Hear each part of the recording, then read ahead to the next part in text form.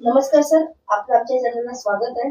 Sir, सध्या नागपूर महानगरपालिका निवडणूक 2026 सुरू आहे आणि त्यामध्ये प्रभाग 23 मध्ये आपण अधिकृत उमेदवार आहात. सर, आपल्याला राष्ट्रवादी काँग्रेस पार्टीने आपल्याला उमेदवारी जाहीर केलेली आहे. आपण राष्ट्रवादी काँग्रेस पार्टीचा काय आभार मानाल, काय दोन शब्द व्यक्त कराल? मी आदित्य राजेंद्र भुयर, प्रभाग क्रमांक 23 मधनं ड मधनं उमेदवारी लढतोय आणि मी राष्ट्रवादी काँग्रेस पार्टी अजित पवार गुट मधनं प्रभाग 23 मधनं लढून राहिलो आहे आणि शहर अध्यक्ष, कार्याध्यक्ष आणि प्रदेश अध्यक्षांचे वगैरे सर्वांचे मी आभार व्यक्त करतो.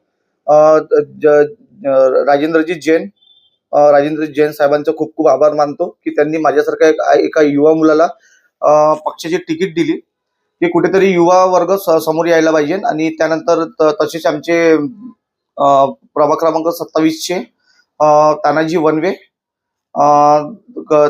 काका त्यांनी त्यांच्या मदतीने मला उमेदवारी फायनल झालेली आहे आणि तसेच मी शहराध्यक्ष आणि कार्याध्यक्षांचे पण आभार व्यक्त करतो.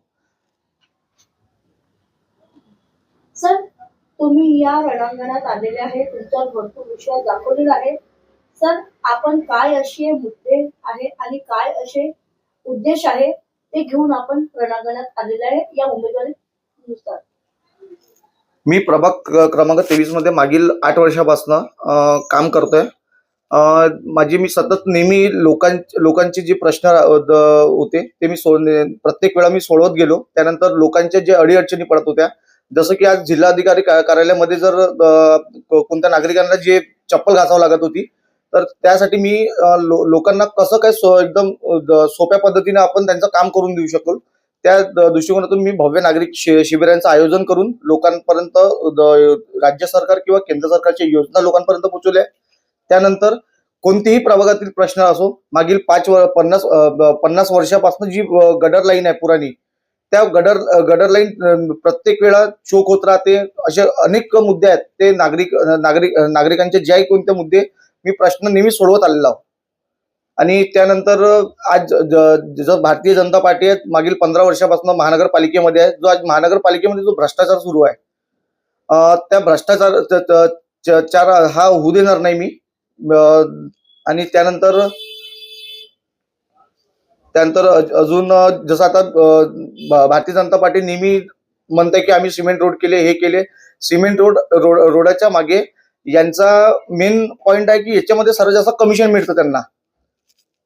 त्यामुळे आता काय सिमेंट रोड सर्वात जास्त बनून राहिले. त्यानंतर गडर लाईन मागील 50 वर्षापासून जो प्रश्न आहे प्रभाग क्रमांक 23 मध्ये गडर लाईनचा, ते गडर लाईनची आजपर्यंत म्हणजे हे नाही करू शकले काम. त्यानंतर 24 तास पाणी देण्याचा वादा केला होता भारतीय जनता पार्टीने. आज तसं होऊनच नाही राहिलंय. 2 तास पाणी येतात पण बिल खूप जास्त येतात. पण यापूर्वी जी ज्यांची सत्ता होती त्या लोकांनी पाणी भरपूर यायचं पण बिल कमी यायचं त्यावेळेस. असे अनेक प्रश्न आहेत की जे फक्त माहिती आहे का भ्रष्टाचार सुरू आहे महानगरपालिकेमध्ये भारतीय जनता पार्टीच्या सत्तेमध्ये.